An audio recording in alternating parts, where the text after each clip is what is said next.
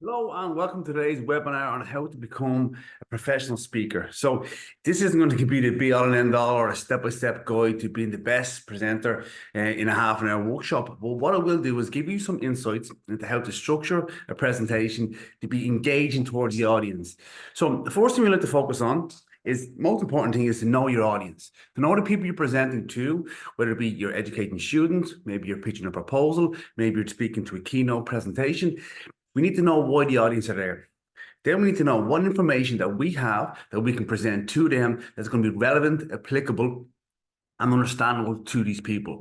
So when you get on a stage to talk to people, believe it or not, they want you to be good. They really want your education, your information, your technique, your strategy, your protocol, whatever it is you're presenting or your business plan to be worthwhile them listening to it. So a lot of people think that they're out to get them. They're going to be looking at you negatively. They do judge you, what you wear, how fast you speak, your accent, your clothes, how you move your hands, how you move on the stage. They'll all be assessing that. But the key thing is that you're authentic. It doesn't matter if you have a little bit of an accent. However, if you do have an accent, you slow down a bit more. The benefit of doing something online, people can slow you down, speed you up, or even read the captions underneath it. So again, as things evolve, there's a little bit of forgiving when you do a workshop online. The problem is when you do a presentation online, there's no feedback, there's no rapport, there's no atmosphere. So again, you can read the room as you would if you were in an actual real presentation. But number one, the key thing that we're trying to do is we're going to put on the professional glasses. So in this situation, how can you look at your presentation professionally? What is the content you're delivering? Is it understandable to the audience? Is it relevant to the audience? And in what manner should you best deliver it? And you only understand this if you start to get feedback from people. So one of the things I always use is I always use a prop. Some sort of prop. This is a simple thing. And a cuddly toy is something that I like because I'll throw it out into the audience depending on the size of the audience. If it's a big number, generally if the number is above 50, I won't use something like this. I'll use more of a show of hands, or I'll ask them a question, a yes and no question to get them engaged, or I'll have one side of the audience stand up in answer to a question, and one side say something, or I might do something what I call Mr. Miyagi. If I say Mr. Miyagi, people have to stand up in the room. The reason being is you want to get the room engaged. And the more people are engaged, the less they'll start flicking on their phone. You don't want people switching off and going onto their phone because the information isn't relevant to them. If they know that a cuddly toy could be thrown out, or I'm going to ask this side of the audience to stand up and maybe do a stretch, or we do what we call an energizer. Sometimes if I'm presenting, and I may be the fourth or fifth person that day to be presenting, or I've been presenting for 45 minutes, I will generally have someone stand up and do some sort of movement, maybe it's a chair stretch, maybe it's a shoulder stretch. It's just something to get them switched off and then switch back on again. They know they're going to be called upon to do something, to answer a question, to catch a toy, or to stand up or raise their hand. It means that they get engaged in your information. If I go around the room, which I regularly do every 45 minutes, and say, okay, I want you to let me know the one thing that you got from today's presentation and how it was relevant to you, or a question. So you give them the opportunity to say what they've learned, which is one, so important because you as a presenter then get to understand what they learned from the actual workshop. You might have talked about macronutrients and posture and ergonomics and business development or whatever it is, and they might say, well, actually, I like that thing you said about sleep hygiene, or I like that thing you said about stretching, or I like the thing you said about, what supplements to take. So then you can start to read the room and engage in what they're finding relevant. If I'm talking about so many different things and one thing is relevant to you and you go, yes, I learned that. Two things here. One, you want to know what they've learned, and two, you want to understood it correctly. So often I've talked about taking supplements or possibly taking fish oil. And someone says, oh, I love the point you made about taking fish oil, that you should take X amount of grams. Like, whoa, no, that's not what I said. I might need to correct that. So plus, everyone had a brain fart. At some point during a presentation, somebody's brain will switch off. And if you have a little breakout where you, every 45 minutes, you stop and you ask the audience what they've learned, it means that one, they tell you what they've learned. So you get the relevance of the content. Two, you understand that they've comprehended it because you may need to tweak it and modify it so again, they have it correctly. And three, you allow the opportunity for everyone in the room to get the bullet points or the nuggets from the whole presentation. So again, it allows the audience to be engaged. So what we do is, number one, we put our pro glasses on. How can we make this presentation as specific, as relevant, as engaging to the audience? That's what we want to do. Put our pro glasses on. The second thing we want to do is we always focus on the attendees. How can we make this experience less effort for people? So if you get sent a WhatsApp message or a text message and it's screens long, straight away everyone goes, oh my God, I have to read this. Or you get an audio from a client or a contact or a business colleague, and all of a sudden, it's 7 minutes long. That's effort.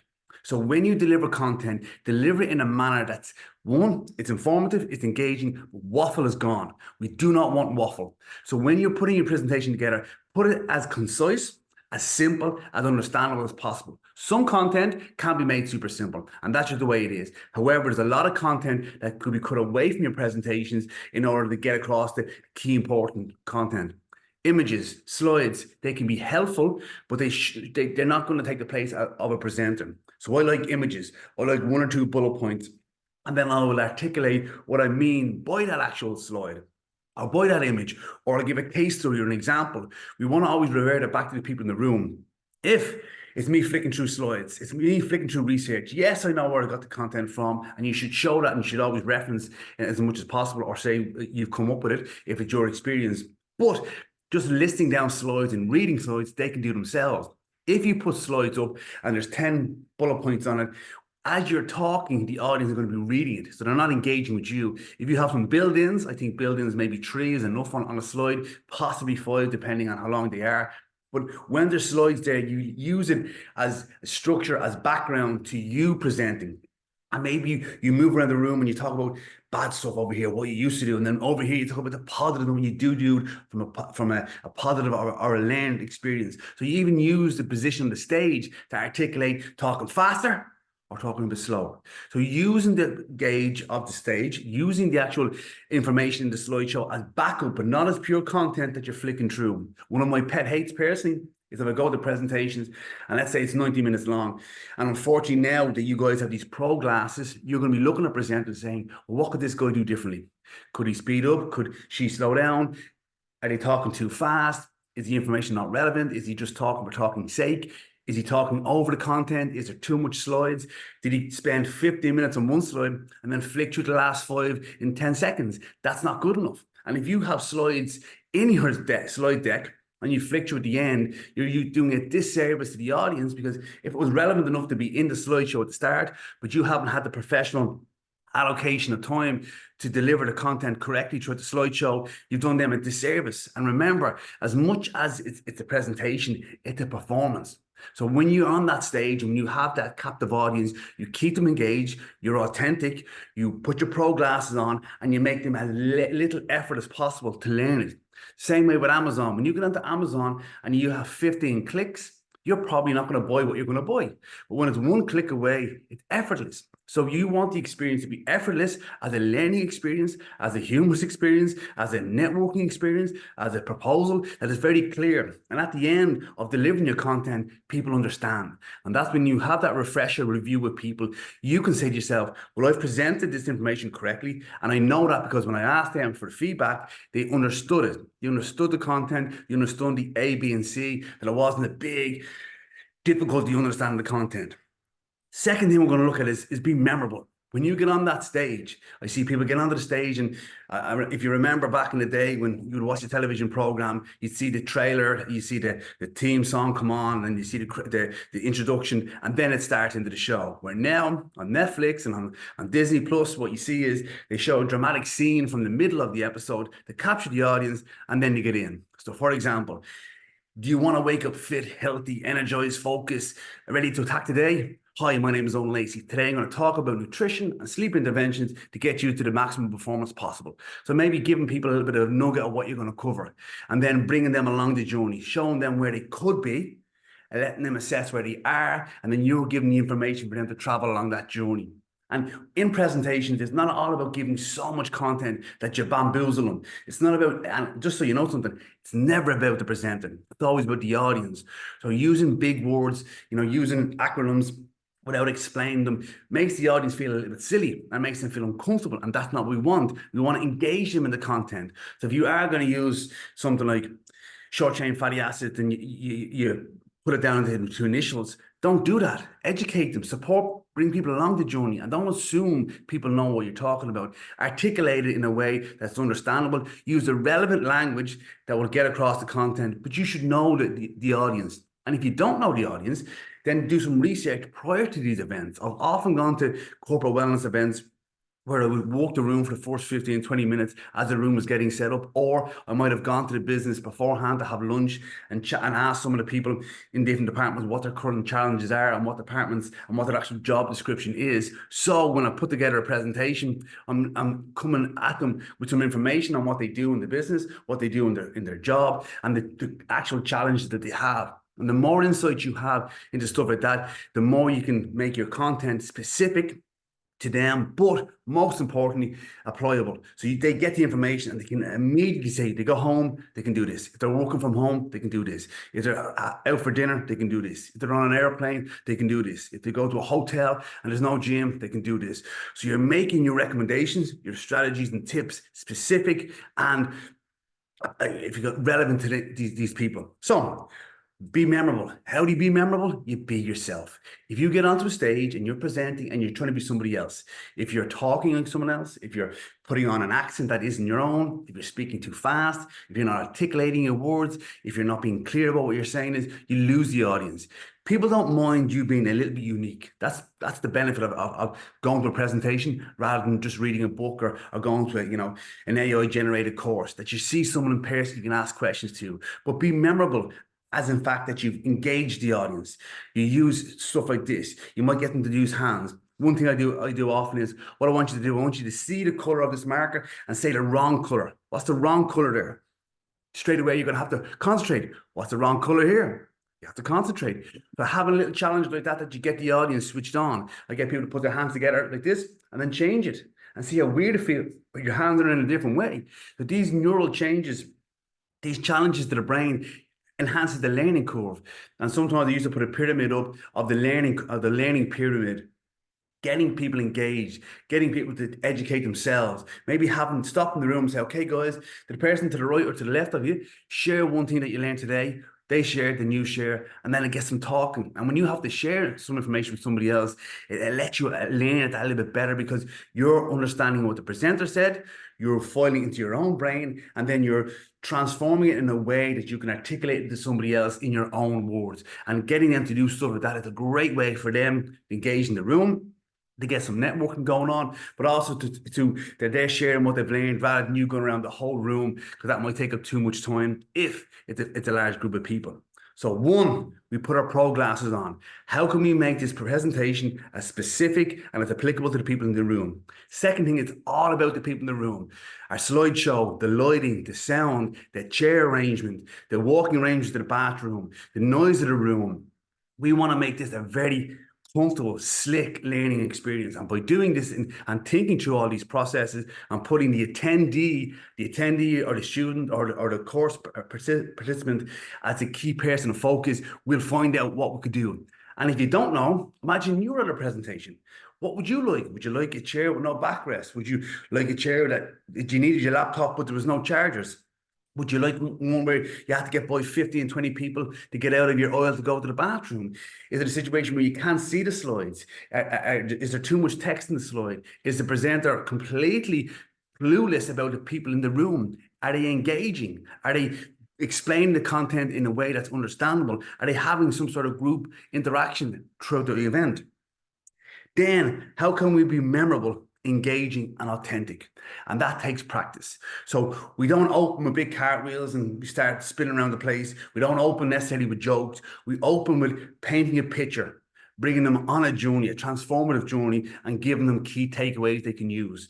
Just talking for talking's sake is a waste of your time and of their time. Value their contribution. The most important thing that we can invest in the world is our time. So if people are sitting in a room or at home listening to this webinar, they're investing their time. So it's up to me now to deliver content that you can use straight away. But put yourself in that place.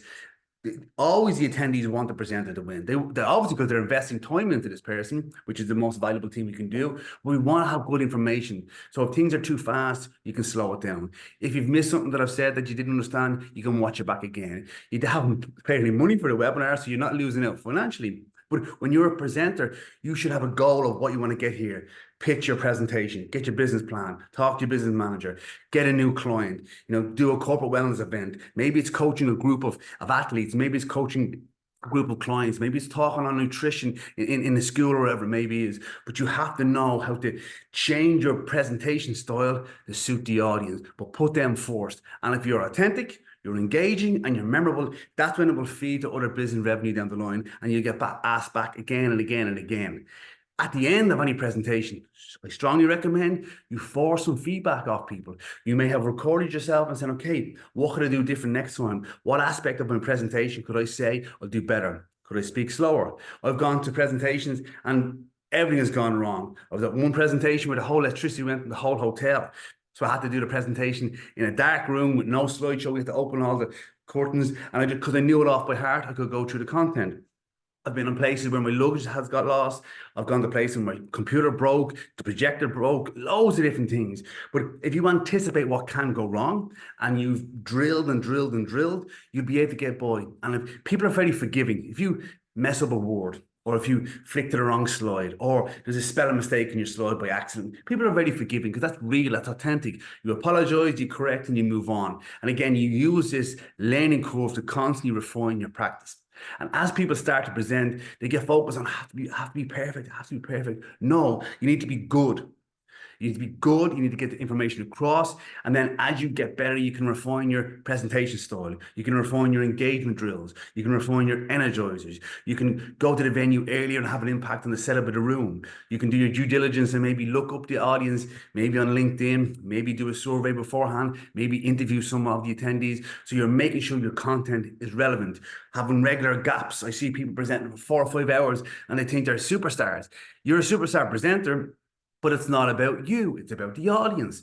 So making sure that there's regular breaks, there's stand-ups, there's loo breaks, there's hydration, there's movement, gets the people engaged in the content. And it's a two-way system here. It's not me throwing information at you, it's me throwing it out, seeing how it bonds with you, see how you're understanding it, then me engaging you to give me feedback on how well you're understanding it and if it's relevant, and then we'll go to and fro and to and fro. It's an actual journey together rather than just presenters dictating information. And in the age that it is now, there's so much information out there. If you're professional, you're engaging, you're authentic, you're focused on the attendees, the amount of work you'll get will be unheard of because people will value spending time with you because you accelerate their career, their business, help them build their teams. There could be mentoring, consultancy work afterwards. There could be retainers. But again, getting good at presenting, but presenting like a pro gets better every single time. If you think you're a pro now, you're not. Because in 5 and 6 years' time, if you were harnessing and developing your skill set, you'd be so much better and you can maximize this skill set that you have. The next thing is less effort. So when someone's sitting there and they're learning, if it's a real challenge for them to understand the content, if it's not delivered in a systemic or a strategic way where it's too random, there has to be an arc or a bridge or a journey you bring them on. You don't go straight in at the too much complicated information. You build the pieces and you show them how you're doing it.